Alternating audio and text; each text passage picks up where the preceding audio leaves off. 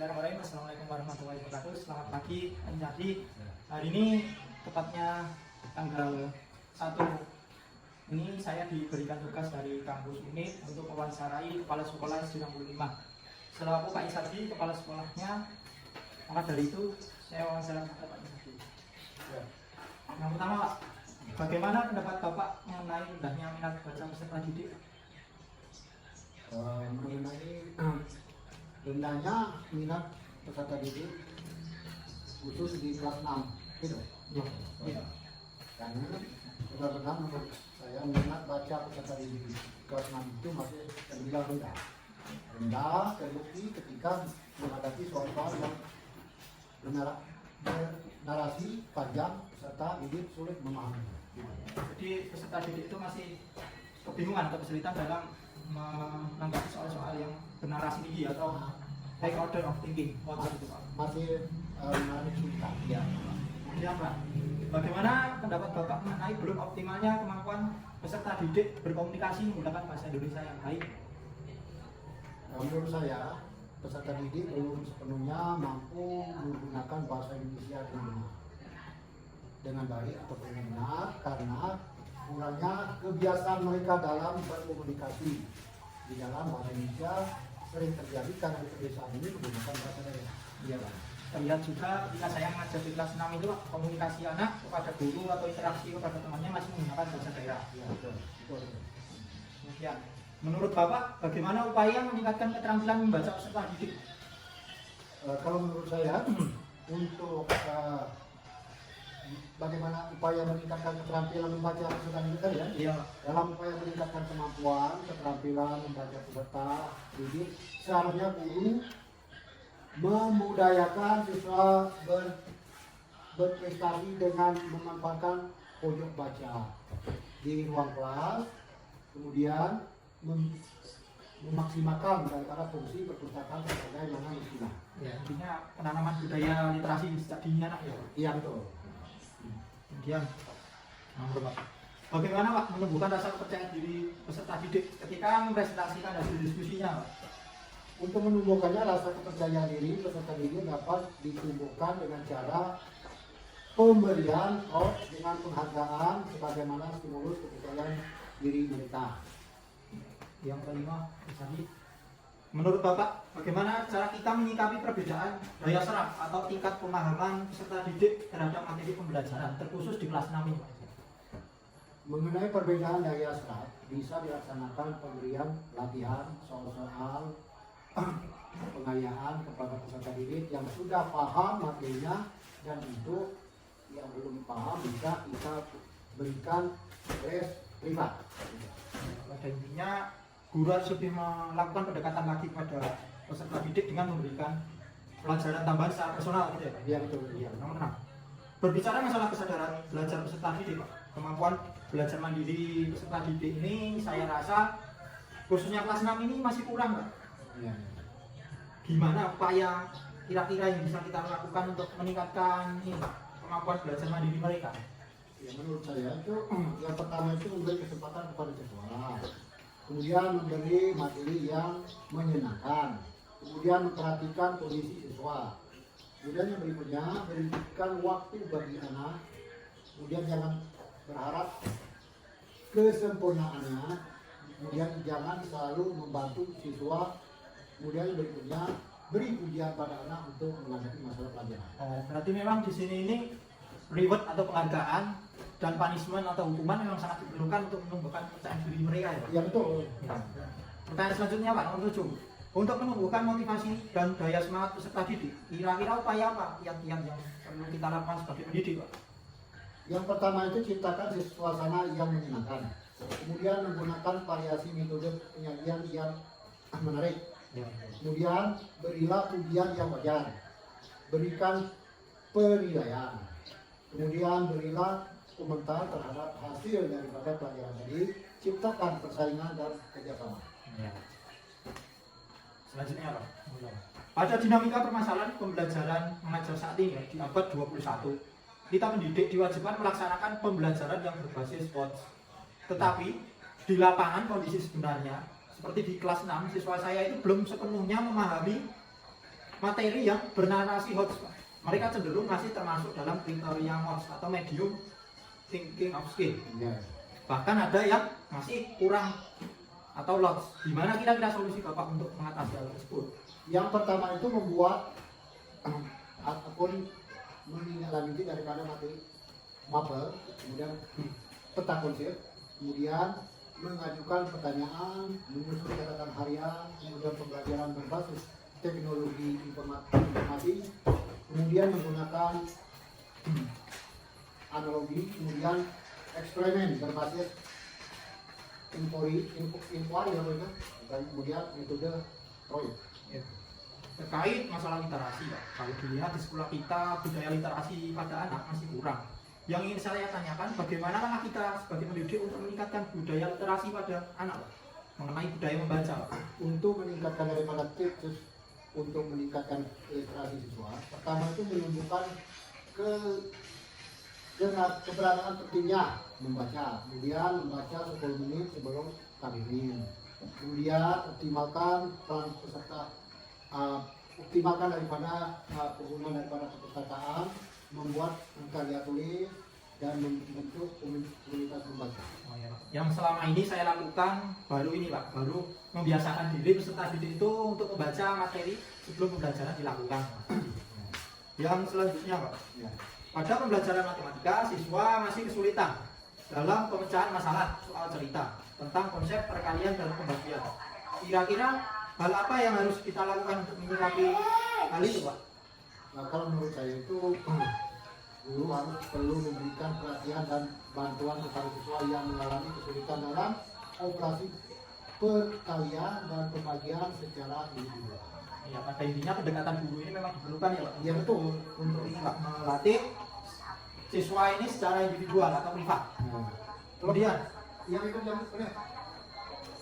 kemudian berbicara masalah tingkat pemahaman siswa, seperti masalah yang saya temukan di kelas 6 ini, peserta didik belum sepenuhnya memahami pemecahan konsep dalam pembelajaran matematika. Ya betul. Terlihat dalam penyelesaian soal yang sejenis, Pak. Tetapi di situ angkanya saya ganti, Pak. Siswa itu masih mengalami kesulitan. Kira-kira langkah seperti apa, Pak, untuk menanggapi hal itu? Yang pertama itu membuat matematika menjadi pelajaran yang menyenangkan bagi anak ataupun peserta didik.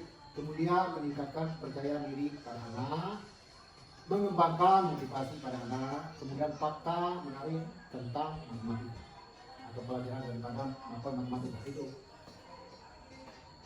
Ya, selanjutnya.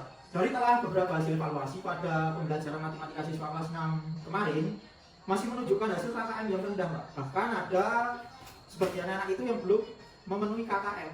Yang saya tanyakan, solusi seperti apa, Pak, yang bisa kita lakukan? Menjawab daripada pertanyaan yang tadi, yang pertama itu buatlah suasana belajar yang menyenangkan. Kedua, pilih metode daripada pelajaran yang tepat. Kemudian buatlah siswa terlibat secara aktif selama kegiatan belajar matematika berlangsung. Kemudian berikutnya beri motivasi dan semangat terus memahami daripada minat siswa tersebut. Pada intinya dalam pembelajaran matematika itu fun learning atau pembelajaran yang menyenangkan seperti matematika ria memang kita butuhkan, ya, Ya betul betul. Selanjutnya, dari pengamatan saya, rendahnya hasil belajar ini tidak terlepas dari tingkat kedisiplinan peserta didik, Pak.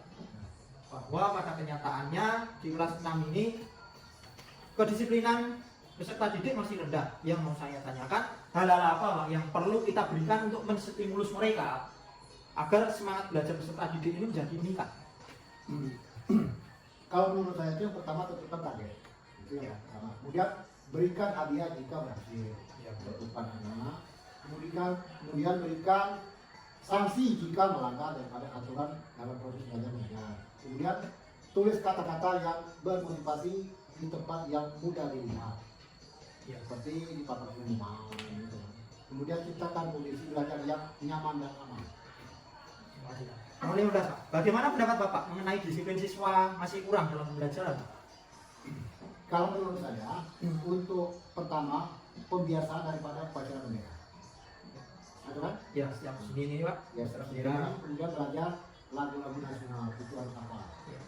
Kemudian mempelajari bahasa dan kebudayaan daerah tempat. Tempat. Nah, itu. Kemudian pendidikan kewarganegaraan itu yang ditamakan Iya, Pak. moral. Kemudian kemudian melaksanakan peringatan Hari Hari Besar Nasional. Ya paham kan kalau tahu ya? Iya Pak. Peringatan Hari Besar Nasional. Ya.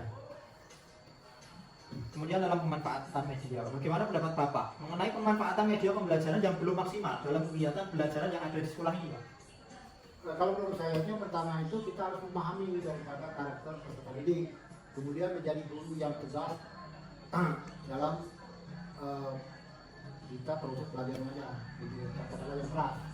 Kemudian melakukan pendekatan pada murid, kemudian mampu memanfaatkan diri dalam berbagai keadaan, kemudian memperbanyak memberi nasihat itu kepada anak, kemudian memberikan apa namanya itu perbandingan ke arah yang positif. Ya. Bagaimana pendapat Bapak tentang perilaku siswa cenderung mengganggu temannya dalam proses pembelajaran, Pak?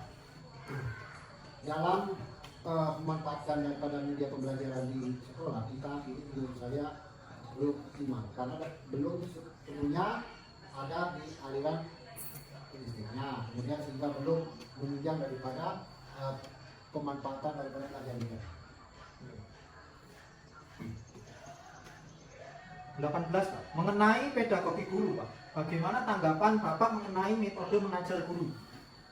Mengenai pedagogi, Ya. sebaiknya warna pembelajaran itu terpusat pada siswa agar siswa aktif dan kreatif. Hindari menggunakan metode konvensional yang banyak ceramah. Gunakan media model pembelajaran yang bersifat inovatif. Memang pada intinya pembelajaran inovatif ini dibutuhkan pada era ke-21 ini ya? Iya betul. Bagaimana pendapat Bapak mengenai peserta didik masih banyak yang tidak mau berdiskusi Pak pada saat kegiatan pembelajaran itu berlangsung? Bahkan mereka ada yang malu bertanya Pak, walaupun dia ini belum paham materinya. Sebaiknya anak dibuat berkelompok dan melakukan diskusi kelompok secara bersama-sama.